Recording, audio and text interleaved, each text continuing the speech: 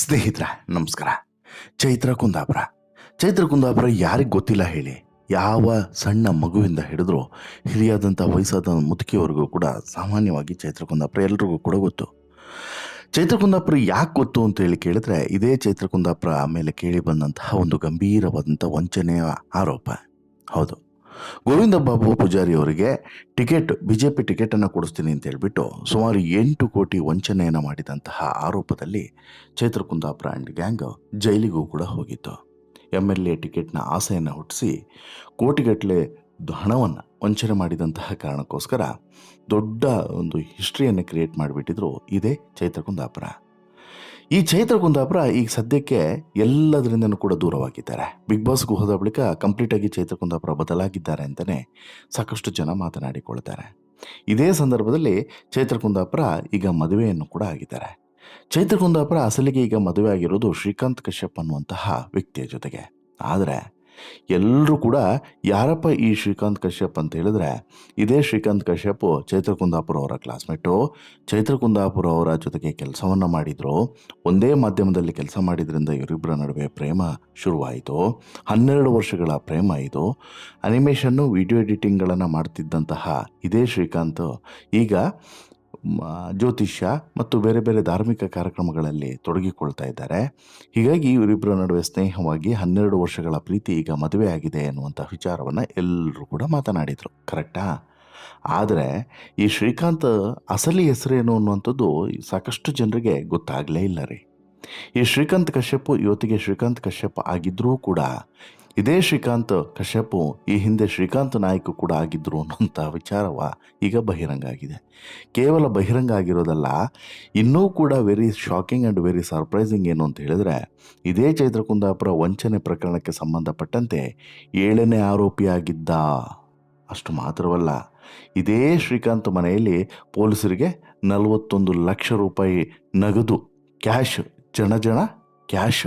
Cash ಸಿಕ್ಕಿತ್ತು ಅನ್ನುವಂಥ ವಿಚಾರ ಬಹುಶಃ ಸಾಕಷ್ಟು ಜನರಿಗೆ ಗೊತ್ತೇ ಇರಲಿಲ್ಲ. ಹೌದ್ರಿ, ಇದೇ ಈಗ very interesting and very surprising. ಹೌದು, ನಾವೆಲ್ಲರೂ ಕೂಡ ಮಂಗ ಆದ್ವಿ, ನಾವೆಲ್ಲರೂ ಕೂಡ ಕುರಿಗಳಾದ್ವಿ, ನಾವೆಲ್ಲರೂ ಕೂಡ ನಂಬಿದ್ವಿ. ಆದರೆ ಈಗ ಅಸಲಿ ವಿಚಾರ ಹೊರಗಡೆ ಬರ್ತಿದೆ. ಅಸಲಿಗೆ ಈಗ ಚೈತ್ರ ಕುಂದಾಪುರ ಮದುವೆ ಆಯಿತು. ಮದುವೆ ಆಗಿ ಗಂಡನ ಮನೆಯನ್ನು ಪ್ರವೇಶ ಪಡೆದಿದ್ದು ಆಯಿತು, ಎಲ್ಲದೂ ಕೂಡ ಆಯಿತು. ಈಗ ಇವರ ಹಿನ್ನೆಲೆಯನ್ನು ನೋಡಿದ್ರೆ, ಯಾರು ಈಗ ಶ್ರೀಕಾಂತ್ ಅವರ ಹಿನ್ನೆಲೆ ಮತ್ತು ಚೈತ್ರ ಅವರ ಹಿನ್ನೆಲೆಯನ್ನು ನೋಡಿದ್ರೆ, ಒಂದು ಕಡೆ ಶ್ರೀಮತಿ ಶಾರದಾ ಶ್ರೀನಿವಾಸ್ ನಾಯಕ್ ಒಂದು ಕಡೆ, ಮತ್ತೊಂದು ಕಡೆ ಬಾಲಕೃಷ್ಣ ನಾಯಕ್. ಇವರಿಬ್ಬರು ಕೂಡ ನಾಯಕ ಸಮುದಾಯಕ್ಕೆ ಸೇರಿದವರು. ಯಾವ ನಾಯಕು? ಈ ಕೊಂಕಣಿ ಸಮುದಾಯದಲ್ಲಿ ಬರುವಂತಹ ನಾಯಕ, ಬಹುಶಃ ಆ ಸಮುದಾಯಕ್ಕೆ ಸೇರಿದವರು ಇವರು. ಹೀಗಾಗಿ ಇಲ್ಲಿ ಶ್ರೀಕಾಂತ್ ಇದ್ದಾರಲ್ಲ, ಶ್ರೀಕಾಂತ್ ಈಗ ಕಶ್ಯಪ್ ಆಗಿರದೆ ಹೊರತು ಈ ಹಿಂದೆ ಇದೇ ಶ್ರೀಕಾಂತ್ ನಾಯಕ್ ಆಗಿದ್ರು. ಇನ್ಫ್ಯಾಕ್ಟು ಪೊಲೀಸವರ ರೆಕಾರ್ಡ್ಸ್ನಲ್ಲೂ ಕೂಡ ಈತನ ಹೆಸರಿರೋದು ಶ್ರೀಕಾಂತ್ ನಾಯಕ್ ಅಂತ ಅನ್ನೋದು ಈಗ ಗೊತ್ತಾಗಿದೆ. ಈಗ ಸ್ವಲ್ಪ ಹಿನ್ನೆಲೆಯನ್ನು ನೋಡೋಣ, ಆಗ ಇನ್ನೂ ಕೂಡ ಡೀಟೇಲ್ ಆಗಿ ಈ ಪ್ರಕರಣದ ಒಂದು ಸ್ವಲ್ಪ ಸೀರಿಯಸ್ನೆಸ್ ಏನು ಅನ್ನೋದು ಗೊತ್ತಾಗುತ್ತೆ. ಸ್ನೇಹಿತರೆ, ಬಹುಶಃ ನಿಮಗೆ ಗೊತ್ತಿರ್ಬೋದು, ಚೈತ್ರ ಒಂದು ವಂಚನೆ ಪ್ರಕರಣದಲ್ಲಿ ಲಾಕ್ ಆಗ್ತಾರೆ. ಅದು ಇಡೀ ರಾಜ್ಯದಾದ್ಯಂತ ಮಾತ್ರವಲ್ಲದೆ ದೇಶದಾದ್ಯಂತ ಭಾರಿ ದೊಡ್ಡ ಪ್ರಮಾಣದಲ್ಲಿ ಈ ಸುದ್ದಿಯಾಗಿರುತ್ತದೆ. ಏನದು ಸುದ್ದಿ? ಆ ಸುದ್ದಿಯಲ್ಲಿ ಏನಾಯಿತು? ಏನಿಲ್ಲ, ಸಿಂಪಲ್ ರೀ. ಅದು ವಿಧಾನಸಭೆ ಚುನಾವಣೆಯ ಸಂದರ್ಭದಲ್ಲಿ BJP ಟಿಕೆಟನ್ನು ಕೊಡಿಸ್ತೀನಿ ಅಂತೇಳ್ಬಿಟ್ಟು ಇದೇ ಚೈತ್ರ ಕುಂದಾಪುರ ಇಲ್ಲಿ ಒಂದಷ್ಟು ವಂಚನೆಯನ್ನು ಮಾಡಿದ್ದಾರೆ ಅನ್ನುವಂತಹ ಗಂಭೀರ ಆರೋಪವನ್ನು ಒಬ್ಬ ವ್ಯಕ್ತಿ ಮಾಡ್ತಾರೆ. ಆ ವ್ಯಕ್ತಿ ಬೇರೆ ಯಾರೂ ಅಲ್ಲ, ಉದ್ಯಮಿ, ಜೊತೆಗೆ ಈ ಕುಂದಾಪುರ ಮತ್ತು ಈ ಭಾಗಗಳಲ್ಲಿ, ಈ ಕರಾವಳಿ ಭಾಗದಲ್ಲಿ ಸ್ವಲ್ಪ ಹೆಸರನ್ನು ಕೂಡ ಸಂಪಾದನೆ ಮಾಡಿರುವಂತಹ ಗೋವಿಂದ ಬಾಬು ಪೂಜಾರಿ ಅವರು. ಹೌದು, ಗೋವಿಂದ ಬಾಬು ಪೂಜಾರಿ ಅವರಿಗೆ MLA ಟಿಕೆಟ್ ಕೊಡಿಸ್ತೀನಿ ಅಂತೇಳ್ಬಿಟ್ಟು ಚೈತ್ರ ಆ್ಯಂಡ್ ಗ್ಯಾಂಗು ಸುಮಾರು ಒಂದು 8 ಕೋಟಿ ಡೀಲನ್ನು ಮಾಡ್ಕೊಳುತ್ತೆ. 8 ಕೋಟಿಯಲ್ಲಿ ಬರೋಬ್ಬರಿ 5.5 ಕೋಟಿ ರೂಪಾಯಿಯನ್ನು ಬಿಡುತ್ತೆ. ಕೊನೆಗೆ ಟಿಕೆಟೂ ಇಲ್ಲ, ಕಾಸೂ ಇಲ್ಲ. ಗೋವಿಂದ ಪೂಜಾರಿ ವಾಪಸ್ ದುಡ್ಡು ಕೇಳಿದ್ರೆ ಇವರು ಕಾಗೆ ಹಾರ್ಸೋಕ್ಕೆ ಶುರು ಮಾಡ್ತಾರೆ. ಅಷ್ಟೊತ್ತಿಗಾಗಲೇ ಇವರು ಸುಮಾರು ಒಂದು 5.5 ಕೋಟಿ ಹಣವನ್ನು ಕಳ್ಕೊಂಡ್ಬಿಡ್ತಾರೆ. ಯಾರು? ಗೋವಿಂದ ಬಾಬು ಪೂಜಾರಿ. ತಲೆ ಕೆಟ್ಟು ಹೋಗುತ್ತೆ. ದುಡ್ದಿರೋ ದುಡ್ಡು 5.5 ಕೋಟಿ ಒಂದು ಟಿಕೆಟಿಗೆ ಖರ್ಚು ಮಾಡಿದ್ದೀನಿ, ಇನ್ನೂ ಕೂಡ ಕಾಸು ಬರ್ತಿಲ್ಲ, ಇಲ್ಲಿ ಟಿಕೆಟು ಸಿಕ್ಕಿಲ್ಲ ಅಂತ ತಕ್ಷಣ ಅಲರ್ಟ್ ಆಗ್ತಾರೆ. ಇಮ್ಮಿಡಿಯೇಟ್ಲಿ ಪೊಲೀಸ್ ಸ್ಟೇಷನ್ಗೆ ಹೋಗಿ ದೂರನ್ನು ಕೊಟ್ಟೇ ಬಿಡ್ತಾರೆ. ಚೈತ್ರ ಮತ್ತು ತಂಡ ಆ ಹಣವನ್ನು ಈ ರೀತಿ ನನಗೆ ಮೋಸ ಮಾಡಿದೆ ಅನ್ನುವಂಥ ವಿಚಾರವನ್ನು ಬಯಲಿಗೆ ತರ್ತಾರೆ. ಆಗಲೇ ನೋಡಿ ಈ ವಿಚಾರ ಇಡೀ ರಾಜ್ಯದಾದ್ಯಂತ ಮತ್ತು ಇಡೀ ದೇಶದಾದ್ಯಂತ ಸಂಚಲನವನ್ನು ಸೃಷ್ಟಿಸುವಂಥದ್ದು. ಕೇವಲ ಸಂಚಲನ ಸೃಷ್ಟಿಸೋದು ಮಾತ್ರವಲ್ಲ, ಈ ಪ್ರಕರಣದ ಇನ್ಸೈಡ್ ಇನ್ಫಾರ್ಮೇಷನ್ಸ್ಗಳನ್ನು ಕೂಡ ತೆಗಿತಾ ಹೋಗ್ತಾರೆ ಪೊಲೀಸರು. ಇಮಿಡಿಯೇಟ್ಲಿ 7 ಜನರ ಗ್ಯಾಂಗನ್ನು ಇಲ್ಲಿ ಲಾಕ್ ಮಾಡ್ತಾರೆ ಪೊಲೀಸರು. ಅದರಲ್ಲಿ ಪ್ರಮುಖವಾಗಿ ಆರೋಪಿಯಾಗುವಂಥದ್ದು ಚೈತ್ರ ಕುಂದಾಪುರ. ಯಾಕಂತ ಹೇಳಿದ್ರೆ ಇಡೀ ಗ್ಯಾಂಗ್ನ ಲೀಡರ್ ಈಕೆನೇ ಪ್ರಮುಖ ಆಗುತ್ತೆ. ಅಷ್ಟಕ್ಕೆ ಸುಮ್ಮನೆ ಆಗಲ್ಲ, ಇವರ ಈ CCTV ಫುಟೇಜ್ಗಳಿರ್ಬೋದು, ಆಡಿಯೋ ಮೆಸೇಜಸ್ಗಳಿರ್ಬೋದು, ಎಲ್ಲದೂ ಕೂಡ ವೈರಲ್ ಆಗ್ತಾ ಹೋಗುತ್ತೆ. ಹಂತವಾಗಿ ಒಂದೊಂದೇ ಎಲ್ಲದೂ ಕೂಡ ವೈರಲ್ ಆಗ್ತಾ ಹೋಗುತ್ತೆ. ಆ ನಂತರ ಇವರಿಗೆ ಇನ್ಫಾರ್ಮೇಷನ್ಸ್ಗಳ ಮೇಲೆ ಇನ್ಫಾರ್ಮೇಷನ್ಸ್ ಲಭ್ಯವಾಗ್ತಾ ಹೋಗುತ್ತೆ. ಯಾರಿಗೆ? ಗೋವಿಂದ ಬಾಬು ಪೂಜಾರಿ ಅವರಿಗೆ. ಇಲ್ಲ, ಇದು ದೊಡ್ಡ ಫ್ರಾಡ್ ಗ್ಯಾಂಗ್ ಅನ್ನೋದು ಗೊತ್ತಾಗುತ್ತೆ. ಪೊಲೀಸರು ಎಲ್ಲ ಮಾಹಿತಿಗಳನ್ನು ಕೆದಕ್ತಾ ಹೋಗ್ತಾರೆ. 7 ಜನರ ಹಿಸ್ಟ್ರಿಯನ್ನು, ಬಯೋಡೇಟಾವನ್ನು ಕಲೆ ಹಾಕ್ತಾ ಹೋಗ್ತಾರೆ. ಈ ವೇಳೆ ಶ್ರೀಕಾಂತ್ 10 ಲಕ್ಷ ಕೊಟ್ಟು ಜಮೀನನ್ನು ಖರೀದಿ ಮಾಡಿದಂತಹ ಸಂಗತಿಯು ಕೂಡ ಗೊತ್ತಾಗುತ್ತೆ. ಈ ಪ್ರಕರಣದ 7ನೇ ಆರೋಪಿ ಈ ಶ್ರೀಕಾಂತ್.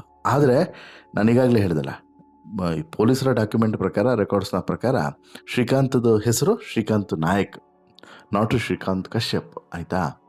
ಈ ಶ್ರೀಕಾಂತ್ ಏನು ಮಾಡ್ತಾನೆ, 10 ಲಕ್ಷ ರೂಪಾಯಿ ಕೊಟ್ಟು ಜಮೀನನ್ನು ಖರೀದಿ ಮಾಡ್ತಾನೆ. ಸುಮಾರು 70 ಲಕ್ಷ ಮೌಲ್ಯದ ಮನೆಯನ್ನು ನಿರ್ಮಾಣ ಮಾಡೋದಕ್ಕೆ ಪ್ಲಾನ್ ಮಾಡಿದ್ದ. ಅದರ ಕೆಲಸವೂ ಕೂಡ ಶುರುವಾಗಿತ್ತು.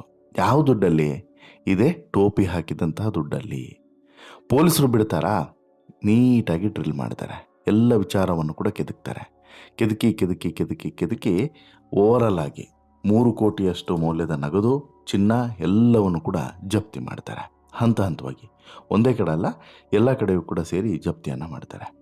ಜಪ್ತಿ ಮಾಡಿ ಪ್ರಕರಣಕ್ಕೆ ಸಂಬಂಧಪಟ್ಟಂತೆ ಏನೆಲ್ಲ ಸೂಕ್ತವಾದಂಥ ದಾಖಲೆಗಳು ಸಿಗ್ತಾವೋ ಎಲ್ಲ ದಾಖಲೆಗಳನ್ನು ಕೂಡ ಕಲೆ ಹಾಕ್ತಾರೆ. ಕಲೆ ಹಾಕಿ ಕೊನೆಗೆ ಜೈಲಿಗೆ ಕಳಿಸ್ತಾರೆ.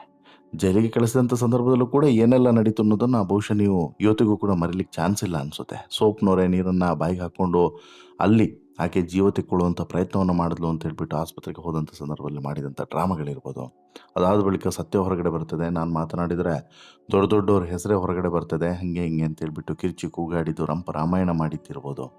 ಈ ರೀತಿ ಇಲ್ಲಿ ಕಂಪ್ಲೀಟಾಗಿ ಈ ಗ್ಯಾಂಗ್ ಇದೆಯಲ್ಲ, ಈ ಗ್ಯಾಂಗ್ನಲ್ಲಿ ಚೈತ್ರ A1 ಆದರೆ, ಚೈತ್ರ ಜೊತೆಗೆ ಸೇರಿಕೊಂಡು ಉಳಿದಂಥವರು ಕಂಪ್ಲೀಟಾಗಿ ಟೀಮಲ್ಲಿ ಒಬ್ಬೊಬ್ರದ್ದು ಕೂಡ ಒಂದೊಂದು ಪಾತ್ರವನ್ನು ಮಾಡಿಕೊಂಡು ದೊಡ್ಡ ಹೈಡ್ರಾಮವನ್ನು ಸೃಷ್ಟಿ ಮಾಡಿ, ಒಟ್ಟಿನಲ್ಲಿ CCB ಇವರನ್ನು ಡ್ರಿಲ್ ಮಾಡೋವರೆಗೂ ಕೂಡ ಇವರು ಒಂದೇ ಒಂದು ವಿಚಾರವನ್ನು ಬಾಯ್ಬಿಟ್ಟಿರಲಿಲ್ಲ. ಎಲ್ಲಿವರೆಗೆ ಅಂತ ಹೇಳಿದ್ರೆ, ಇವ್ರ ಟೀಮ್ನಲ್ಲೇ ಒಬ್ಬರು ಸೆಂಟ್ರಲ್ನ ನಾಯಕ ಅಂತೆ. ಅವನು ಇವ್ನ ಹತ್ರ, ಯಾರು ಗೋವಿಂದ ಬಾಬು ಪೂಜಾರಿ ಹತ್ರ, ನಿಂಗೆ ಟಿಕೆಟ್ ಕೊಡಿಸ್ತೀನಿ ಅಂತ ಹೇಳ್ಬಿಟ್ಟು ಮಾತನಾಡೋದು. ಅಬ್ಬಬ್ಬಬ್ಬ, ಯಾವ ಸಿನಿಮಾ ಸ್ಟೋರಿಗೂ ಕೂಡ ಕಡಿಮೆ ಇಲ್ಲ. ಆ ರೀತಿ ಸೀನ್ಗಳನ್ನು ಕ್ರಿಯೇಟ್ ಮಾಡಿ, ಮಂಗ ಮಾಡಿ, ಯಾಮರಿಸಿ 5 ಕೋಟಿ ಹಣವನ್ನು ಪಡೆದಿದ್ರು. ಅಲ್ಲಿಗೆ 5 ಕೋಟಿ ಹಣವನ್ನು ಪಡೆದಂಥ ಇವರು ಆರಾಮಾಗಿ ಜೀವನವನ್ನು ಎಂಜಾಯ್ ಮಾಡೋದಕ್ಕೆ ಶುರು ಮಾಡಿದರು.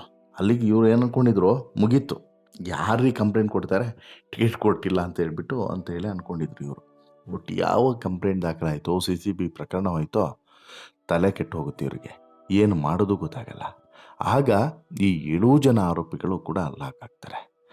ಆಗಲೇ ನೋಡಿ ಈ A7 ಆರೋಪಿ ಶ್ರೀಕಾಂತ್ ನಾಯಕ್ ಪರಿಚಯ ಕೂಡ ಆಗುತ್ತೆ. ಈತನ ಮನೆಯಲ್ಲೇ ಎಲ್ಲದೂ ಕೂಡ ಮೇಜರಾಗಿ ನಡೆಯುವಂಥದ್ದು ಅನ್ನೋದು ಆಗಲೇ ಗೊತ್ತಾಗುತ್ತೆ. ಶ್ರೀಕಾಂತ್ ಮತ್ತು ಚೈತ್ರ ಕುಂದಾಪುರ ಸ್ನೇಹಿತರು ಮತ್ತು ಪ್ರೇಮಿಗಳು ಕೂಡ ಅನ್ನೋದು ಆವಾಗಲೇ ಗೊತ್ತಾಗಿರುತ್ತೆ. ಬಟ್ ಇದೇ ಶ್ರೀಕಾಂತ್ ನಾಯಕ್ ಈಗ ಬಂದು ಶ್ರೀಕಾಂತ್ ಕಶ್ಯಪ್ ಆಗ್ತಾರೆ ಅಂತ ಹೇಳ್ಬಿಟ್ಟು ಯಾರಿಗೂ ಕೂಡ ಗೊತ್ತಿರಲಿಲ್ಲ. ಅದು ಯಾವಾಗ ಶ್ರೀಕಾಂತ್ ನಾಯಕ್ ಹೋಗಿ ಶ್ರೀಕಾಂತ್ ಕಶ್ಯಪ್ ಆದರೋ, ಅದ್ಯಾವಾಗ ಇವರಿಗೆ ದೀಕ್ಷೆ ಪ್ರದಾನ ಆಯಿತೋ, ಅಂದರೆ ಹೆಸರು ಬದಲಾವಣೆ ದೀಕ್ಷೆ ಪ್ರದಾನ ಅದ್ಯಾವಾಗ ಆಯಿತೋ, ಅದ್ಯಾವಾಗ ಹೆಸರು ಬದಲಾವಣೆ ಮಾಡಿಕೊಂಡ್ರು.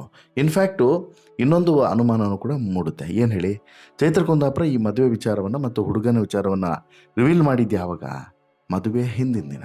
ಹಾಗಾದರೆ ಯಾಕೆ? ಇದೇ ಕಾರಣನ?